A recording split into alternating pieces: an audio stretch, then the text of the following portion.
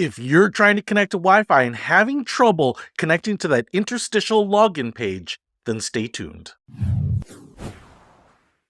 What's happening, Panda Nation? Peter Von Panda. I am actually trying to connect to the hotel Wi-Fi here, but the same problem can exist whether you're trying to connect to a public access Wi-Fi, library, an airline. I've had this problem on United Airlines trying to connect to their Wi-Fi. You connect and it doesn't give you that login page to accept their terms and condition and actually connect to the internet. So what you need to do is once you've connected to their Wi-Fi network, and then just type in the URL fixwifi.it, fixwifi.it, and that will bring up the interstitial login page, whether it's for your hotel or conference center or airline, and that way you can get online. So hopefully this will help you get connected to Wi-Fi when you're having trouble connecting.